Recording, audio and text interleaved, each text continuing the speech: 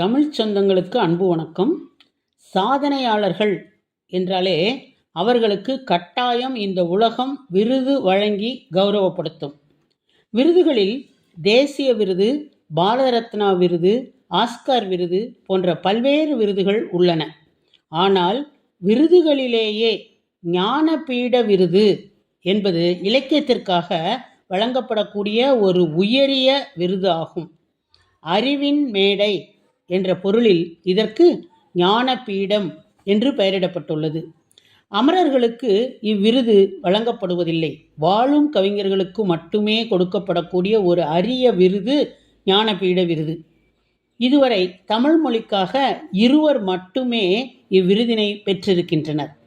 1975 அகிலன் தனது சித்திரப்பாவை படைப்பிற்காகவும், 2002 ஜெயகாந்தன் தமிழ் இலக்கியத்திற்கு தனது வாழ்நாள் பங்களிப்புக்காகவும் இந்த விருதினை பெற்றுள்ளார். தற்போது பிரபல கவிஞரும் பாடலாசிரியருமான கவிப்பேரரசு வைரமுத்து அவர்களுக்கு 2025 60வது ஞானபீட விருது அறிவிக்கப்பட்டுள்ளது. இந்திய இலக்கியத்தின் நோபல் பரிசு என அழைக்கப்படும் இந்த விருதினை பெறுவதில் மிகவும் மகிழ்ச்சி அடைகிறார் கவிஞர். தமிழ் கவிதைக்கு ஞானபீட விருது கிடைக்கவில்லை என்ற குறை என்னால் கழிந்தது என்று கூறி தன் மகிழ்ச்சியை அவர் வெளிப்படுத்துகிறார். இனி புதிய பாய்ச்சலுடன் தனது இலக்கிய பணி தொடரும் என்று அவர் தெரிவித்துள்ளார். அதனை பற்றிய சில குறிப்புகளை கூறுவதில் மனம் மிக மகிழ்கிறது. மௌனத்தின் சப்தங்கள். ஞானபீட விருது என்பது இந்தியாவில் இலக்கியத்துக்காக வழங்கப்படும் ஓர் உயரிய விருது ஆகும். இந்த விருதினை வழங்குபவர்கள் பாரதிய ஞானபீடம் என்ற பண்பாட்டு இலக்கிய கழகமாகும். இந்த அறக்கட்டளை டைம்ஸ் ஆஃப் இந்தியா நாளிதழை வெளியிடும் சாகு சைனக் குடும்பத்தினரால் நிறுவப்பட்டது.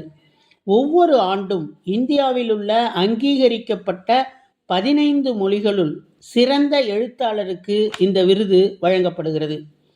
1954 இதனை தோற்றுவித்தவர் சாந்தி பிரசாத் ஜெயின் என்பவர்.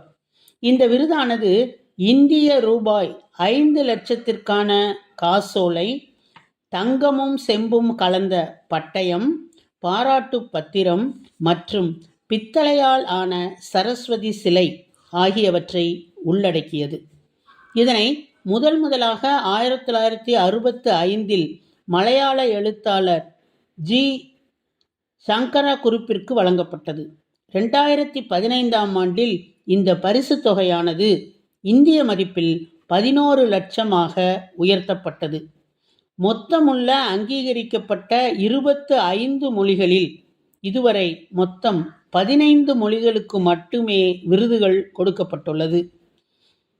இந்தி மொழியில் 11 விருதுகளும், வங்காள மொழியில் இதுவரை 6 விருதுகளும், மலையாளத்தில் 6 விருதுகளும் கொடுக்கப்பட்டுள்ளன. கவிஞர் வைரமுத்து அவர்கள் இதுவரை 7 முறை சிறந்த பாடலாசிரியருக்கான தேசிய விருதினை வென்றிருக்கிறார். கள்ளிக்காட்டு இதிகாசம் நாவலுக்காக 2003 சாகித்ய அகாடமி விருதினை பெற்றார். 2014 இவருக்கு பத்மபூஷன் விருது அளிக்கப்பட்டது. இந்நிலையில் தற்போது ஞானபீட விருது அளிக்கப்பட்டுள்ளது. இது மொத்தத்தில் 60வது ஞானபீட விருது ஆகும். திரைப்பட நடிகர் மற்றும் மக்கள் நீதி மய்ய கட்சி தலைவரான கமலஹாசன் அவர்கள் நெடிய பரம்பரை கொண்ட தமிழ் இலக்கியத்திற்கு 3வது முறையாக ஞானபீட விருது கிடைத்துள்ளது. ஜெயகாந்தன் பெற்ற முந்தைய ஞானபீடத்துக்கு பிறகு 1/4 நூற்றாண்டு 25 வருடங்கள் கடந்து தமிழுக்கு இந்த பெரும் பெருமையை சேர்த்திருக்கிறார் கவிஞர் வைரமுத்து. வானம் எனக்கொரு போதி மரம், நாளும் எனக்கது சேதி தரும் என்ற கவிச்சொற்களோடு என் செவியில் விழுந்து இதயம் நுழைந்து நட்பில் கலந்த நண்பரை வாழ்த்துவதில் பெருமிதம் கொள்கிறேன் என்று கவிஞரை வாழ்த்தியிருக்கிறார். என்னை வளர்த்த தமிழ் சமூகத்தை நன்றியோடு நான் நினைத்து பார்க்கிறேன். மண்ணுக்கும் மக்களுக்கும் இந்த விருதை காணிக்கையாக்குகிறேன். இந்த விருது என் வயதை குறைத்திருக்கிறது என்று கவிப்பேரரசு கூறி மகிழ்கிறார். முதல்வர் ஸ்டாலின் அவர்கள் இது குறித்து வெளியிட்ட பதிவில், தமிழை தன் கவித்திறத்தால் ஆளும் வைரமுத்துவுக்கு கிடைத்திருப்பது ஞானபீட விருது. இன்று காலையில்தான் வைரமுத்துவை சந்தித்து நான் பேசிக்கொண்டிருந்தேன். சற்று நேரத்தில் இந்த இனிய செய்தி வந்து அடைந்தது.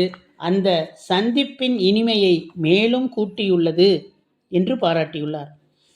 மேலும் தலைவர் கருணாநிதி இருந்திருந்தால் கவிப்பேரரசை உச்சி முகர்ந்து பாராட்டியிருப்பார். அவரிடத்தில் நான் நின்று வைரமுத்துவை வாழ்த்துகிறேன், அவரை தமிழ்நாடே வாழ்த்துகிறது என்று இவருக்கு புகழாரம் சூட்டியுள்ளார். கவிஞர் வைரமுத்து முன்னாள் பிரதமர் வாஜ்பாய் அவர்களால் கவி சாம்ராட் எனவும், முன்னாள் ஜனாதிபதி அப்துல் கலாம் அவர்களால் காப்பிய கவிஞர் என்றும், முன்னாள் முதல்வர் கருணாநிதி அவர்களால் கவி பேரரசு என்றும் பாராட்டப்பட்டவர். இந்த விருதினை பெற்ற அவர் வெளியிட்டுள்ள அறிக்கையில், ஞானபீட விருது இலக்கியத்திற்கு பெரிதினும் பெரிது, தமிழுக்கு அரிதினும் அரிது என்று கூறி பெருமிதம் அடைகிறார். தமிழ் சமூகத்தின் உள்ளார்ந்த உணர்வுகளை நுட்பமாக பிரதிபலிக்கும் படைப்புகளை தந்து கொண்டிருக்கும் ஆகப்பெரும் கவிஞரும் தமிழ் வாழ வைக்கும் என்பதற்கு உதாரணமாய் திகழ்பவருமான கவிப்பேரரசு வைரமுத்துவிற்கு கிடைத்திருக்கும் இந்த விருது வரவேற்புக்குரியது என்று பள்ளிக்கல்வித்துறை அமைச்சர் அன்பில் மகேஷ் அவர்கள் தெரிவித்திருக்கிறார்கள். கவிப்பேரரசு தனது 40 ஆண்டுகால படைப்புலக பயணத்தில் சிறந்த பாடலாசிரியருக்கான விருதினை 7 முறை பெற்றிருக்கிறார் என்பது அவருக்கே உரிய தனி சிறப்பு. சாகித்ய அகாடமி விருதிற்கும் ஞானபீட விருதிற்கும் அடிப்படையில் ஒரு வேறுபாடு உள்ளது. இந்தியாவின் 7வது அட்டவணையில் உள்ள 22 மொழிகளில் ஒவ்வொரு மொழியிலும் உள்ள சிறந்த இலக்கியத்திற்கு சாகித்ய அகாடமி விருது வழங்கப்படுகிறது. ஆனால் அந்த அட்டவணையில் உள்ள 22 மொழிகளிலிருந்து ஒரு சிறந்த படைப்புக்குத்தான் ஞானபீட விருது வழங்கப்படுகிறது. கவிப்பேரரசு அவர்கள் நமது சூப்பர் ஸ்டார் ரஜினிகாந்த், தமிழக காங்கிரஸ் தலைவர் செல்வ பெருந்தகை, மார்க்சிஸ்ட் கம்யூனிஸ்ட் மாநில செயலாளர் பெ. சண்முகம், தமாக தலைவர் ஜி.கே. வாசன், அமமுக பொதுச் செயலாளர் டிடிவி தினகரன், ஐஜேகே கட்சி நிறுவனர் பாரிவேந்தர், தமாக தலைவர் வேல்முருகன் உள்ளிட்டோர் தங்கள் வாழ்த்துக்களையும் மன மகிழ்ச்சியையும் அவருக்கு தெரிவித்து அவருக்கு சிறப்பு செய்திருக்கிறார்கள். வைரமுத்துவின் முதல் பாட்டுக்கு வயது 46. கவிஞர் வைரமுத்து எழுதிய இது ஒரு பொன்மாலை பொழுது, அந்த பாடல் பிறந்த நாள் மார்ச் 10, 1980. 46 ஆண்டுகள் கடந்துவிட்டன. பாரதி ராஜா இயக்கத்தில் வெளியான நிழல்கள் படத்தில் இளையராஜா இசையில் வெளிவந்த பாடல். இது பற்றி கவிஞர் முகநூலில் பிருந்தா சாரதி எழுதிய பதிவு. கவிஞர் வைரமுத்து பாடலாசிரியராக மலர்ந்த 46ஆம் ஆண்டு இன்று என்று இந்து தமிழ் திசை மூலம் அறிந்தேன். 40 ஆண்டு காலம் தமிழர்களின் காதுகளையும் இதயத்தையும் இனிப்பாக்கி வருவது ஒரு சரித்திர சாதனை. அலைகள் ஓய்வதில்லை, முதல் மரியாதை, சிந்து பைரவி, கடலோர கவிதைகள், மனிதன், ரோஜா, பம்பாய் ரிதம், உயிரே என எத்தனை படங்களில் கதையோடு கலந்த பாடல்களை எழுதி படம் பார்க்கும் அனுபவத்தை நமக்கு பரவசமாக்கி இருக்கிறார் இவர். பொங்கும் பூம்புணல், வானவில், உருவடப்பாடல்கள், இன்பமும் துன்பமும் போன்ற இலங்கை வானொலி நிகழ்ச்சிகளில் தவறாமல் கேட்ட அவரது பாடல்கள் அனைத்தும் நம் நெஞ்சில் நிறைந்தவை. வானம் எனக்கொரு போதி மரம், நாளும் எனக்கது செய்தி தரும் என்ற தன் முதல் பாட்டில் எழுதி பாட்டு பயணத்தை தொடங்கினார். வானம் நாளும் அவருக்கு செய்தியினை தந்து கொண்டே இருக்கிறது. இங்கு 2 ஜாதி மல்லிகை தொட்டுக்கொள்ளும் காமன் பண்டிகை, பூவை அள்ளி பூவை கையில் கொடுத்த பின்னும் தொட்டு தந்த கையில் மனம் வீசுது இன்னும். மனதின் ஓசைகள் இதழில் மௌனங்கள் ஏனென்று கேளுங்கள். விழியில் விழுந்து இதயம் நுழைந்து உயிரில் கலந்த உறவே, வானம் என் விதானம், இந்த பூமி சந்நிதானம். வசந்தங்கள் வாழ்த்தும் பொழுது உனது கிளையில் பூவாவேன், இலையுதிர் காலம் முழுதும் உனக்கு மகிழ்ந்து வேறாவேன். நீ மல்லிகை பூவை சூடிக்கொண்டால் ரோஜாவுக்கு காய்ச்சல் வரும். நீ பட்டுப்புடவை கட்டிக்கொண்டால் பட்டாம்பூச்சிகள் மோட்சம் பெறும். கட்டுத்தறி காலை நானே கண்ணுக்குட்டி ஆனேனே, பூங்கதவே தாழ்த்திரவாய். அடுத்த வீட்டில் தீயெறிய நினைப்பவன் மனிதனா, அந்த நேரம் ஓடி வந்து அணைப்பவன் மனிதனா. சின்ன பொண்ணு சேல செம்பருத்தி போல, ஆனந்த தேன் சிந்தும் பூஞ்சோலை. கையில் உள்ள எட்டனாவை 10 முறை எண்ணுவான் கஞ்சராஜா. தேன்னிலவு போனாலும் தனியாய்த்தானே போவான்.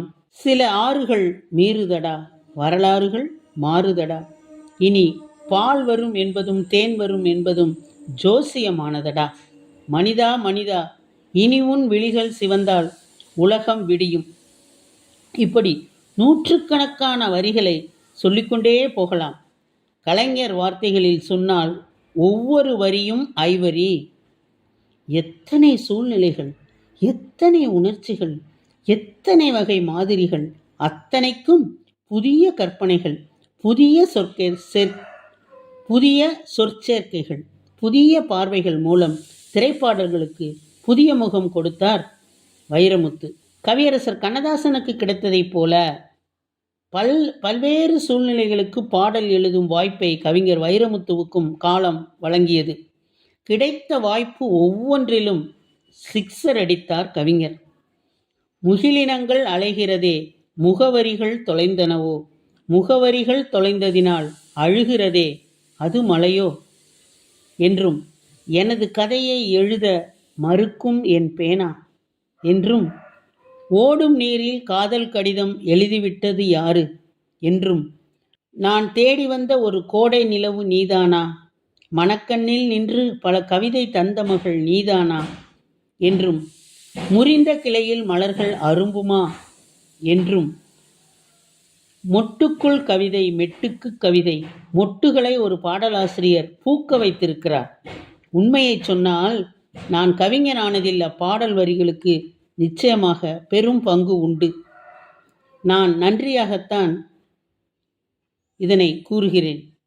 சில்லென்ற தீப்பொறி ஒன்று சரசரவென பரபரவென மனசுக்குள் பரவுது பார்த்தாயா, மைனாவே மைனாவே உன் கூட்டில் எனக்கொரு வீடு வேண்டும் தருவாயா முதலிய பாடல்கள் எழுதி ரசிகர்களை கௌரவித்தவர் இவர்.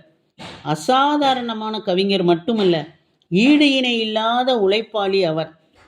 நாசர் அவர்களின் அவதாரம் முடிந்த சமயம் கவிதை பாருங்கள் என்ற தன் தொலைக்காட்சி தொடரில் இணை இயக்குனராக பணியாற்ற என்னை அழைத்தார். அவர் பாடல்கள் மட்டுமல்ல, அவர் கவிதைகளையும் என்னால் மனப்பாடமாக சொல்ல முடியும் என்று அவர் கூறுகிறார். அவரை சந்தித்த போது சிலவற்றை கூறினேன். எங்கேயா இருந்து இவ்வளவு நாள் என்று கூறி மகிழ்வுடன் பணியில் சேர்த்து கொண்டார். அவரோடு பணியாற்றிய காலம் வசந்த காலம். சிஸ்டமேட்டிக்காக அவர் பணியாற்றுவதை பார்த்து பிரமித்தேன் என்றுதான் சொல்ல வேண்டும். பாடல் பதிவு கூடம், இயக்குநர்கள் சந்திப்பு என பிஸியாக இருந்து கொண்டே இருப்பார். கண்கள் தூக்கத்துக்கு கெஞ்சுவது நமக்கே தெரியும். ஆனால் வைராக்கியத்தோடு வேலை செய்வார். இளமை உன் தோளில் இருக்கும்போதே எது நிஜம் என்பதை எட்டிய விடு. இளமை உன் தோளில் இருக்கும்போதே எது நிஜம் என்பதை எட்டிவிடு என்று எழுதியவராயிற்றே. அவர் அடைந்த உயரங்கள் ஏதோ அதிர்ஷ்டத்தாலோ யாரோ தந்த சலுகையின் மூலமோ கிடைத்தவை அல்ல. கடலுக்கு நிகரான அவரது புலமைக்கும் மலைக்கு நிகரான அவரது உழைப்புக்கும் கிடைத்த மெய்வருத்த கூலியைத்தான் அவர் பெற்றார். நெருப்பு கவிஞனே, உன் இதயப்பைக்குள் தான் எத்தனை எத்தனை கர்ப்பப்பைகள் என்று கலைஞரைப் போல நாமும் வியந்து பாராட்டுகிறோம். 50 ஆண்டுகளுக்கும் மேலாக கவிதையிலும் 46 ஆண்டுகள் பாடல்களிலுமாக தமிழ் இலக்கியத்தில் பங்காற்றி வரும் இந்த கவிஞரை இன்னுமோர் 100 நூற்றாண்டு நலமும் வளமும் பெற்று வாழ்க என்று கூறுவதோடு தொய்வின்றி உங்கள் பணி தொடரட்டும் என்று வாழ்த்துகிறேன் என்று இயக்குனர் பிருந்தா சாரதி கூறியதையே நாமும் வழிமொழிவோம். 1000 கைகள் மறைத்தாலும் ஆதவன் மறைவதில்லை. எத்தனை இழி சொற்கள், பழி சொற்கள், குற்றச்சாட்டுகள் இருந்தாலும் அவருடைய புகழ் அதனை மீறி நிச்சயமாக வெளிவரும் என்பது உண்மை, வந்திருப்பதும் உண்மை என்று கூறி உம்மிடமிருந்து விடைபெறுவது உங்களுடைய அன்பு தோழி கீதா.